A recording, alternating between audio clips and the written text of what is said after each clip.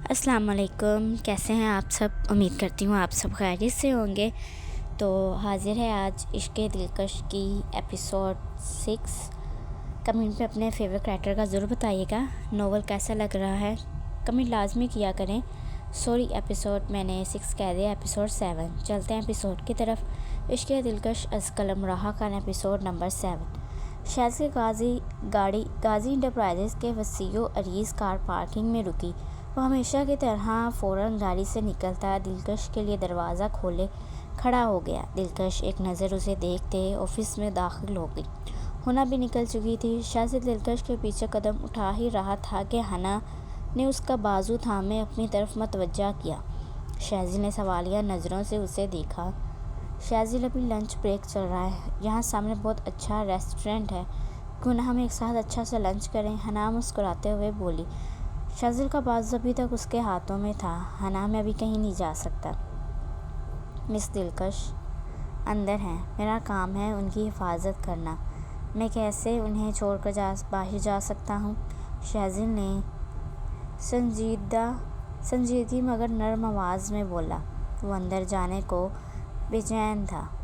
اسے یقین تھا دلکش اب اس گھٹیا آدمی کے ساتھ کام نہیں کرے گی، مگر وہ اس سے سوال کرنا چاہتا تھا، وہ خاموش کیوں رہی؟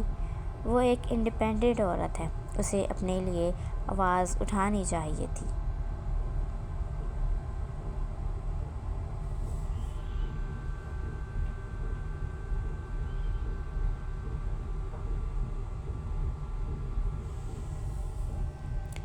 مگر وہ خاموش رہی، اس کی گندی نظریں برداشت کرتی رہی۔ کیوں؟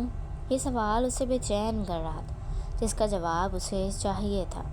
شازل میم آفس کے اندر ہیں، باہر اتنی سخت سیکیورٹی ہے، پورے آفس میں سیکیورٹی سسٹم لگا ہوا ہے، کچھ نہیں ہوتا انہیں، ہنا جھنجھلاتے ہوئے بولی۔ اسے شازل کا دلکش کے لیے اگنور کرنا بالکل اچھا نہیں لگا تھا، مگر ابھی ہنا نے اپنی بات مکمل بھی نہیں کی تھی کہ شازل سختی سے ٹوک گیا۔ ہنا پلیز، میں بھی اپنی ڈیوٹی پر ہوں، اگر تمہیں میرے ساتھ کھانا کھانا ہے تو تم رات کو گھر آ جانا، گھر پر ہم مورے میوش کے ساتھ ڈنر کر لیں گے، شازل سنجیدگی سے کہتا، نرمی سے اپنا بازو چھڑوائے اندر کی جانب بڑھ گیا، جبکہ اپنے آفس کی دیوار گیر کھڑکی کے پاس کھڑی دلکش نہ جانے کیوں انہیں ایک ساتھ دیکھ کر بے چین ہو گئی۔ شازل کو اپنے پیچھے نہ آتے دیکھ دلکش اپنے آفس میں داخل ہوتے فوراً کھڑکی کی طرف گئی۔ یہ ایک غیر ارادی حرکت تھی۔ وہ کھڑکی پر کھڑی نیچے دیکھ رہی تھی، اس کی نظریں سارے وقت میں ہنا کے ہاتھ پر تھیں جو شازل کے بازو پر لپٹا تھا۔ اس کا دل زوروں سے دھڑک رہا تھا۔ شازل کو بلڈنگ میں داخل ہوتے دیکھ کر وہ فوراً اپنی کرسی پر واپس جا بیٹھی تھی۔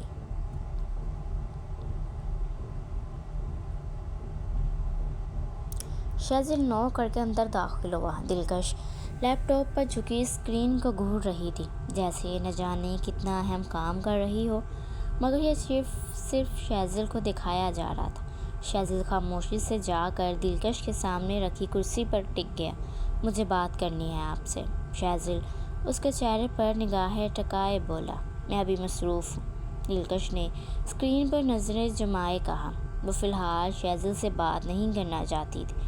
اسے لگ رہا تھا جیسے اس کی آنکھوں سے اس کے جذبات پڑھ لے گا، جو وہ خود بھی سمجھنا نہیں چاہتی تھی۔ بلینک اسکرین پر کون سا ضروری کام کر رہی ہیں جو آپ خود کو مصروف ظاہر کر رہی ہیں؟ شازل سنجیدگی سے بولا۔ اس کی آواز میں نہ طنز تھا نہ سختی، بس نرمی اور التجا تھی۔ کمرے میں انٹر ہوتے اس کی نظر خالص اسکرین پر پڑ گئی تھی۔ دلکش نے ہڑبڑا کر اسے دیکھا، وہ بے ساختہ نظریں چرا گئی۔ میرا ایک سوال ہے آپ سے، شازل سنجیدگی سے بات کا رخ بدلتے بولا۔ وہ دلکش کو شرمندہ نہیں کرنا چاہتا تھا۔ جی پوچھیں۔ دلکش نے ایک نظر اسے دیکھتے نگاہیں پھیر لیں۔ مقابل کی آنکھوں میں دیکھنا بہت مشکل امر تھا، مگر اس کا یوں نگاہیں پھیر لینا شازل کی آنکھیں سرخ کر گیا۔ مگر وہ کس حق سے اس کی بے رخی کی وجہ پوچھتا؟ آپ نے وہاں اپنے لیے اسٹینڈ کیوں نہیں لیا؟ آپ تو خاموش کیوں نہیں؟ شازل سنجیدگی سے بولا۔ آپ کا کہنے کا مطلب کیا ہے؟ آپ کو لگتا ہے مجھے وہ سب اچھا لگ رہا تھا؟ میں کوئی بری بد کردار لگی ہوں؟ دلکش نے سنجیدگی سے کہا، مگر نہ چاہتے ہوئے بھی آواز رند گئی تھی۔ اسے شازل کی بات کا رنگ ہی بدل دیا تھا۔ شازل ہونک پناہ اسے دیکھ رہا تھا، مگر اس کے خود کے لیے غلط الفاظ بولتے دیکھ اس کا ضبط ٹوٹا تھا۔ وہ ایک جھٹکے سے کھڑا ہوتا، اپنی دونوں ہتھیلیاں ٹیبل پر جمائے ذرا سا جھک کر دلکش کی آنکھوں میں آنکھیں ڈال کر مضبوط اور جنونی انداز میں بولا، خبردار جو آپ نے اپنے لیے کوئی غلط لفظ منہ سے نکالا۔ آپ کیا ہیں اور کیا نہیں یہ میں بہت اچھے سے جانتا ہوں۔ آئندہ اپنے بارے میں کوئی غلط لفظ منہ سے نکالنے سے پہلے میرے بارے میں سوچ لیجیے گا۔ دلکش دھڑکتے دل کے ساتھ دم ساتھے اسے سن رہی تھی۔ اسے بے ساختہ اس کی جنونی سرخ آنکھوں سے خوف آیا۔ چند پل پہلے نظریں پھیرنے پر وہ مقابل کی تیزی سے سرخ ہوتی نظریں بخوبی دیکھ چکی تھی، اس لیے اب اس کی جنونی آنکھوں میں رستے ہوئے دیکھ رہی تھی۔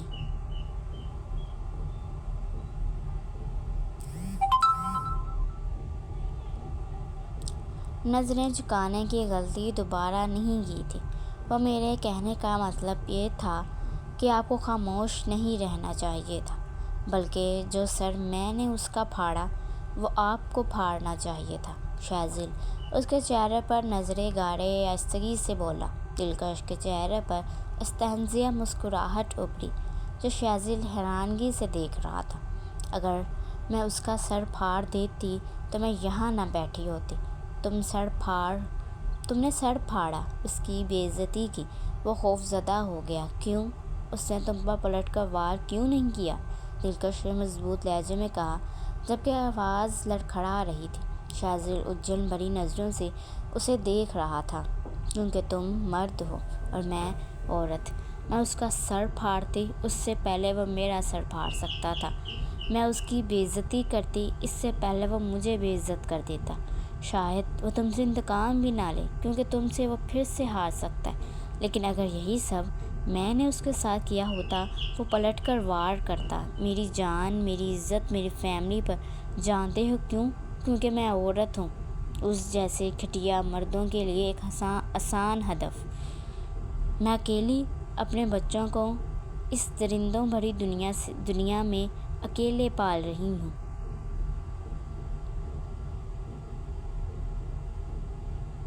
اس جیسے مردوں میں الجھ نہیں سکتی، کیونکہ میں ایک اکیلی عورت ہوں۔ میرے سر پر کسی مرد کا سایہ نہیں ہے۔ دلکش روتے ہوئے بولی۔ الفاظ ادا کرتے اس کا لہجہ لڑکھڑایا تھا۔ چند لمحے تو شازل کچھ بول ہی نہیں پایا۔ مقابل کی تکلیف دل میں اترتی محسوس ہو رہی تھی۔ ہم دونوں کا پوائنٹ ہی اپنی اپنی جگہ ٹھیک ہے۔ خاموشی اگلے کو مزید شے دیتی ہے،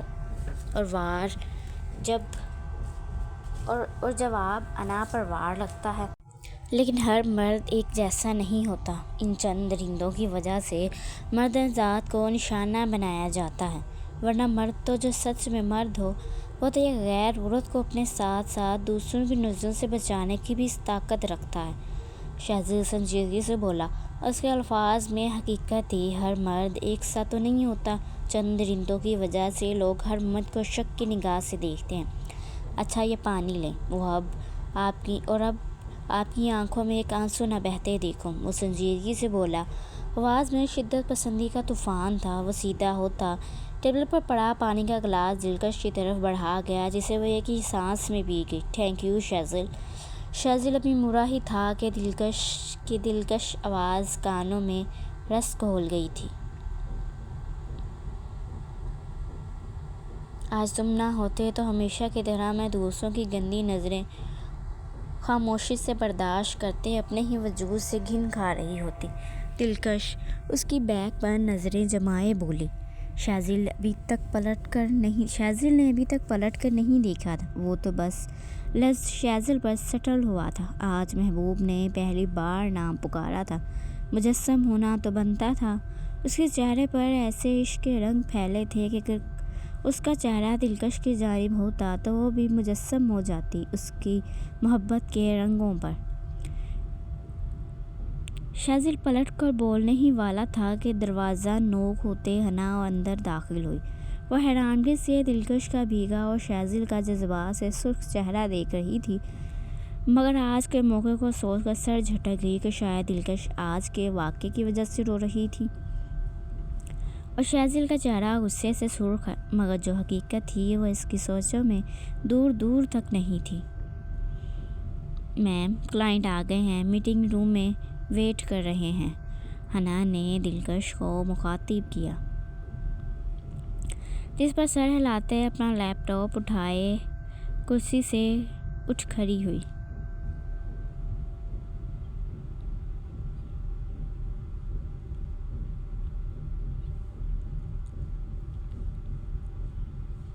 میں بھی آپ کے ساتھ جاؤں گا، شازل نے ٹوک لہجے میں کہا، جس پر دلکش سر ہلاتے کہ حنا بول پڑے، شازل وہاں تمہاری ضرورت نہیں ہے، آفس کے اندر لوگ سیکیورٹی سے گزر کر چیک ہو کر آتے ہیں، اور دوسری بات وہ دونوں لیڈیز ہیں، مرد نہیں جو تمہیں ساتھ جانا پڑے، ہے نا میم؟ حنا سنجیدگی سے کہتے ہیں دلکش کی رائے جاننی چاہیے۔ ٹھیک ہے، آپ یہیں ویٹ کریں، بس چھوٹی سی میٹنگ ہے۔ دلکش حنا کے پوچھنے پر اس کی ہاں میں ہاں ملا گئی، ورنہ وہ شازل کے ساتھ جانے کا کہنے پر ہاں میں سر ہلانے والی تھی کہ حنا بول پڑی۔ شازل نے ضبط سے سر ہلایا اور ایک سرد نگاہ دلکش پر ڈال کر کیبن سے نکل گیا۔ اسے دلکش کا روکنا اچھا نہیں لگا تھا۔ دلکش کو اس کی سرد آنکھوں نے بے چین کیا، مگر وہ بغیر ظاہر کیے حنا کے ساتھ میٹنگ روم کی طرف بڑھ گئی۔ میٹنگ کے دوران اس کا دھیان بھٹک بھٹک کر شازل کی جانب جا رہا تھا۔ وہ سمجھ رہی تھی کہ شازل غصے سے آفس سے چلا گیا ہے، کیا وہ واپس آئے گا؟ دلکش بے چین تھی، مگر جس کے وہ واپس آنے کی منتظر تھی وہ کہیں گیا ہی نہیں تھا۔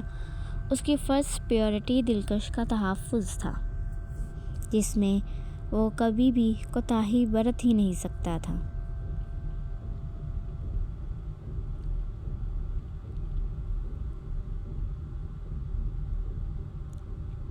شازل اس وقت کمپنی کی سی ٹی وی روم میں بیٹھا، نظریں بڑی سی اسکرین پر تھی جہاں دشمن جہاں بڑی شان سے براجمان نظر آ رہی تھی۔ اچانک وہ فائل اٹھانے کے لیے آگے کو ہوئی، جس کی وجہ سے سر پر لیا دوپٹہ بیوٹی بون سے ذرا سا سرکا۔ شازل کی دھڑکنیں خطرناک حد تک تیز ہو گئیں۔ بیوٹی بون پر چمکتے دو سیاہ تل شازل کا دل شدت سے دھڑکا گئے تھے۔ وہ سانس روکے ان تلوں کو دیکھ رہا تھا۔ بیوٹی بون پر چمکتے دو سیاہ تل شازل کا دل شدت سے دھڑکا گئے تھے۔ وہ سانس روکے ان تلوں کو دیکھ رہا تھا، مگر صرف وہ 2 لمحے تھے۔ دلکش فائل اٹھاتے ہی وہ 2 تل باپردہ ہو گئے۔ شازل بے چینی سے مختلف اینگل سے اسکرین کو دیکھ رہا تھا کہ شاید وہ قاتل تل ایک بار پھر نظر آ جائے، مگر بے چین رہا۔ عاشق کا بھی بھلا چین آتا ہے۔ میٹنگ مزید آدھا گھنٹہ جاری رہی اور شازل کی نظریں پوری وقت میں دلکش کے چہرے پر جمی رہیں، جیسے اپنے عشق کو مزید گہرا کر رہا۔ میٹنگ ختم ہوتے ہی شازل آفس میں واپس آ گیا۔ دلکش اپنے دھیان میں آفس روم میں انٹر ہوئی۔ سامنے بیٹھے شازل کو دیکھ کر اس کے چہرے پر سکون طاری ہوا۔ شازل میز پر بیٹھا تھا، دلکش اس کے سامنے جا کھڑی۔ کیا ہوا؟ شازل نے آئبرو جھکائے سرد لہجے میں پوچھا، جو مصنوعی سرد تھا، ورنہ تو دل اسے دیکھ کر ہی سرشار ہو گیا تھا۔ آج مجھے بچوں کو عید کی شاپنگ کروانے جانا ہے، پہلے انہیں یونٹ سے پک کریں گے، پھر مال جانا ہے، دلکش مدھم لہجے میں بولی۔ چلیں؟ شازل نے کھڑے ہوتے سنجیدگی سے کہا۔ بات اتنی بڑی نہیں تھی۔ ہاں، اسے برا لگا تھا کہ دلکش نے اس کی بات پر حنا کی بات کو ترجیح دی۔ شاید ہر عاشق ایسے ہی حساس ہوتا ہے۔ وہ دلکش سے ناراض نہیں تھا، مگر اس کے حنا کی بات ماننے پر شازل کا سنجیدہ ہوتا چہرہ دلکش کو بے چین کر رہا تھا۔ وہ میجر صاحب اس بے چینی پر خوش ہو رہے تھے، کچھ اسے لگا دلکش بھی اس کے لیے جذبات رکھتی ہے۔ دلکش اپنا بیگ اور موبائل اٹھائے باہر کی جانب بڑھ گئی۔ شازل بھی اس کے پیچھے قدم اٹھا رہا تھا۔ اس کے چہرے پر دل فریب مسکراہٹ تھی۔ دلکش سے پہلے حنا آفس میں داخل ہوئی تھی۔ باتوں باتوں میں عید کی بات نکلی اور دلکش نے شاپنگ کی بات بتا دی۔ وہ دلکش کے میٹنگ روم سے نکلنے سے پہلے خود نکلتی شازل تک یہ بات پہنچا چکی تھی۔ اس کا مقصد شازل کو باور کروانا تھا کہ وہ ٹائم پر گھر پہنچ جائے، کیونکہ وہ یہاں سے سیدھا شازل کی طرف جائے گی تاکہ وہ سب مل کر ایک ساتھ ڈنر کر سکیں۔ اس لیے وہ پہلے ہی شازل کو تنبیہ کر گئی تھی۔ شازل نے بظاہر تو اوکے کر دیا تھا، پر اس کے دل میں خواہش جاگی جسے پورا کرنے کے لیے اس مصنوعی ناراضگی کو کنٹینیو کرنا تھا۔ وہ دونوں کار پارکنگ میں کھڑی شازل کی گاڑی کی طرف جا رہے تھے۔ گاڑی کے قریب جاتے شازل نے فرنٹ سیٹ کا دروازہ کھولا۔ دلکش نے حیرانگی سے شازل کو دیکھا، مگر اس کی سرد آنکھیں نہ جانے کیوں اسے اس کا ہر حکم ماننے پر مجبور کر رہی تھیں۔ وہ اگلی سیٹ پر بیٹھ گئی تو شازل اپنی مسکراہٹ دباتا دوسری طرف براجمان ہو گیا۔ گاڑی میں مکمل خاموشی چھائی تھی۔ دلکش شازل سے اس کی ناراضگی پر بات کرنا چاہتی تھی، مگر ہمیشہ کی طرح اسے جھجک اور گھبراہٹ ہو رہی تھی۔ وہ اپنی بے چینی پر جھنجھلا گئی تھی۔ شازل ڈرائیونگ کرتا رنگوں کے بارے میں سوچ رہا تھا۔ جی بالکل، رنگوں کے بارے میں، مگر کیوں؟ 20 منٹ بعد شازل کی گاڑی یونین کے سامنے آ کر رکی۔ دلکش پہلے ہی بچوں کو میسج پر انفارم کر چکی تھی، اس لیے وہ دونوں گیٹ پر پہنچ چکے تھے۔ وہ دونوں دور سے دلکش کو دیکھ چکے تھے۔ گاڑی کے رکنے پر وہ دونوں اندر بیٹھ گئے۔ دلکش فرنٹ سیٹ پر شازل کے ساتھ بیٹھی تھی تو وہ دونوں پیچھے بیٹھ گئے۔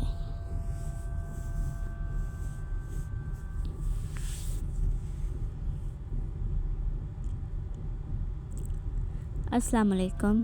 دونوں نے ایک زبان ہو کر سلام کیا، جس کا جواب دونوں نے دیا، مگر دلکش بچوں کے سامنے فرنٹ سیٹ پر بیٹھنے پر مضطرب تھی۔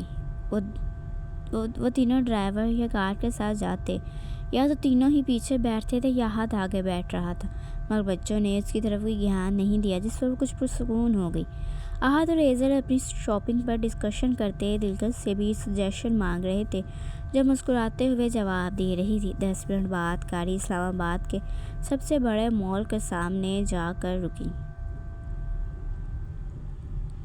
شازل حسب معمول باہر نکل کر دلکش کے لیے دروازہ کھول گیا۔ احد اور ایزل بھی نکل چکے تھے۔ ایزل دلکش والی سائٹ پر بیٹھی تھی، اس لیے باہر نکلتے ہی اس کی نظر سیدھا شازل کے چہرے پر پڑی۔ ایزل کے دل کی دھڑکن ہمیشہ کی طرح بے ہنگم ہوئی، جو صرف مقابل کی موجودگی سے ہوتی تھی۔ شازل کے وجود سے اٹھتی دلفریب خوشبو اس کے حواسوں پر چھاتی جا رہی تھی۔ وہ سر جھٹک کر مسکراتے ہوئے ان تینوں کے ہم قدم ہو گئی۔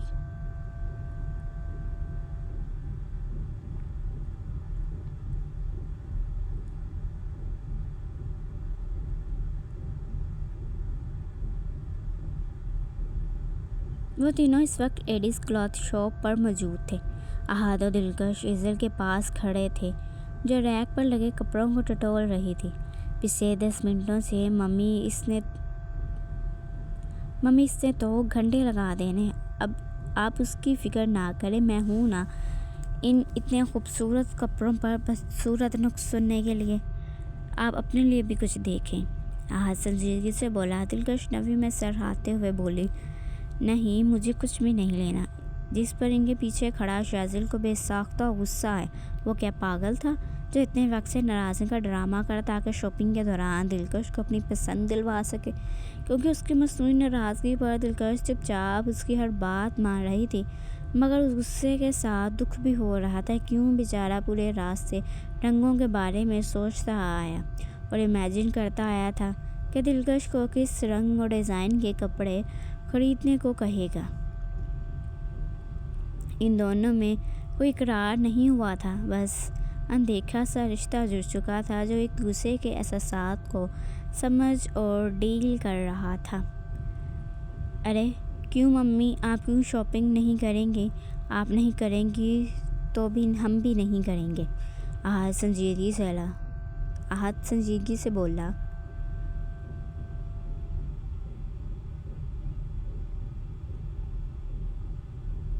تو پھر چلتے ہیں، گھر چلتے ہیں۔ ایزل بھی سنجیدگی سے بولی۔ انہیں بالکل اچھا نہیں لگ رہا تھا، وہ صرف ان دونوں کے لیے شاپنگ کر رہی ہے، اپنے بارے میں کوئی فکر ہی نہیں۔ ڈرامے بازیاں ذرا کم کرو، ماں ہوں تم دونوں کی، میں دیکھتی ہوں اپنے لیے بھی کچھ، مگر تم دونوں اپنی شاپنگ پر دھیان دو، کوئی چیز رہے گی تو دوبارہ آنا پڑے گا۔ دلکش مسکراہٹ دبائے بولی۔ وہ کیسے نہ ان نوٹنکیوں کی مصنوعی سنجیدگی کو پہچانتی، وہ ماں تھی ان کی۔ جبکہ دونوں ہنسے پھر سے کپڑوں کی طرف متوجہ ہو گئے۔ ایزل کپڑوں کی برائیاں کیے جا رہی تھی، مگر لینے بھی وہی تھے، اور شہزل بیزاری سے اس کے کمنٹ سن رہا تھا۔ دلکش ایزل کی باتوں پر مسکراتے ہوئے دکان کی دوسری طرف لگے کپڑوں کی طرف بڑھ گئی، جبکہ شہزل بھی چہرے پر فاتحانہ مسکراہٹ سجائے ہوئے اس کے پیچھے بڑھ گیا۔ امید ہے آپ کو کس پسند آئی ہو۔ کل نیکسٹ ایپیسوڈ جو ہے وہ یہیں سے کنٹینیو کریں گے۔ Video per like comment and share لازمی کیجیے گا۔ ناول کیسا لگ رہا ہے لازمی بتایا کریں، مجھے آپ کی کمنٹس کا انتظار رہتا ہے۔ ملتے ہیں اگلے ایپیسوڈ میں، تب تک کے لیے اپنا خیال رکھیں، اور ناول کے بارے میں بتائیے گا کہ ناول کیسا لگ رہا ہے۔ آپ لوگ اس ناول کو آگے بھی پڑھنا چاہتے ہیں کیا؟ میں انتظار کروں گی۔